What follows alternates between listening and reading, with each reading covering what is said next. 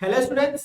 तो आज का जो टॉपिक है वो है एंडोथर्मिक एंड एक्सोथर्मिक रिएक्शंस के बारे में बात करें। उससे पहले एक रिक्वेस्ट है कि जिन लोगों ने चैनल को सब्सक्राइब नहीं किया है प्लीज चैनल को सब्सक्राइब कर लीजिए ताकि अगला जब मैं वीडियो अपलोड करूं तो आप लोगों को नोटिफिकेशन मिल जाए।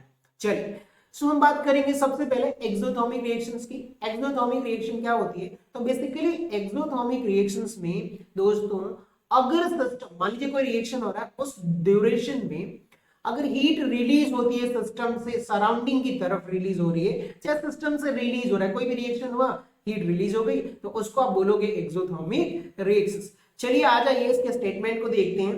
An exothermic reaction is a chemical reaction, ये भी एक केमिकल रिएक्शन है that involve in the release of energy.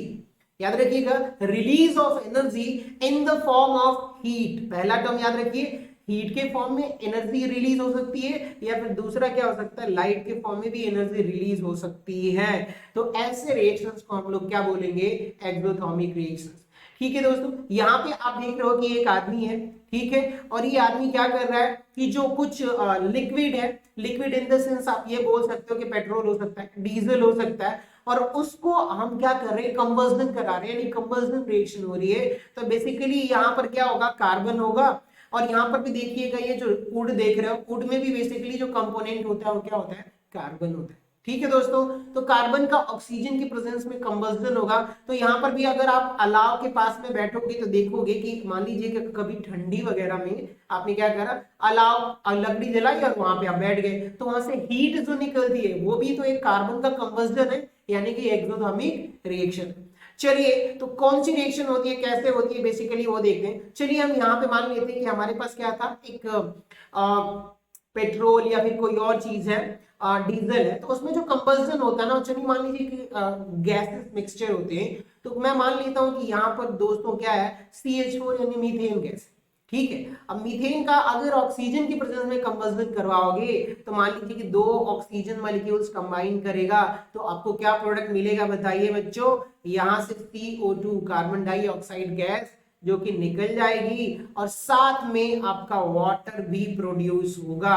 तो यही रिएक्शन होती है कंबस्टन में। और यहाँ पर देखोगे दोस्तों जो डेल्टा H जो है वो नेगेटिव होता है, कुछ अमाउंट ऑफ एनर्जी जो है रिलीज होती है। आपने यहाँ पर भी ऑब्जर्व होगा, और ये अलाव वगैरह पे आप बैठोगे तो वहां पर भी हीट आपको निकलती हुई गर्मी के फॉर्म में दिखाई देती है। चलिए आगे बढ़ते हैं दोस्तों। अब हम बात करते हैं यहाँ पर कि एंडोथर्मिक रिएक्शंस कैसे होंगी।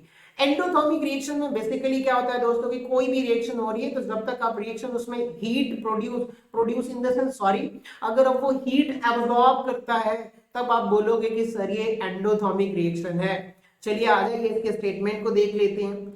एंडोथर्मिक रिएक्शन क्या होती है? So endothermic reaction is a chemical reaction, once again ये भी केमिकल रिएक्शन है, in which reactant absorb heat. जो रिएक्टेंट होता है वो हीट एब्जॉर्ब करता है दोस्तों, और एनर्जी।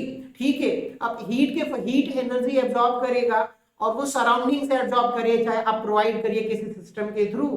तो अगर वो मान लीजिए हीट एब्जॉर्ब करता है और फिर रिएक्शन शो करता है तो उसको आप बोलोगे कि एंडोथर्मिक रिएक्शन है। जैसे कि बेसिकली यहाँ पर आप देख रहे हो कि पहले शुरू में ये एक आइस है और आइस क्या कर रही है कि सराउंडिंग से टेम्परेचर ले रही है। अब इस आइस का जो टेम्परेचर होगा वो कहीं ना कहीं सॉरी ये 0 डिग्री सेल्सियस से भी नीचे होगा। ठीक है, क्योंकि आइस फॉर्म में है। तो उस केस में यहाँ पर आप देखोगे कि और जो सराउंडिंग का टेम्परेचर है वो 25 डिग्री सेल्सियस है। अब 25 डिग्री सेल्सियस टेम्परेचर ये क्या करेगा? हीट यहाँ से सराउंडिंग से एब्जॉर्ब करेगा और वो सॉलिड से किस में चला जाएगा? आइस मेल्ट हो जाएगा लिक्विड में।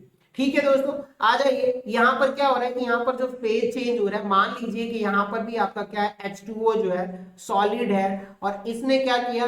हीट एब्जॉर्ब किया। आपने हीट एब्जॉर्ब किया सराउंडिंग से और ये H2O किस में कन्वर्ट हो जाएगा? बताइए, लिक्विड में।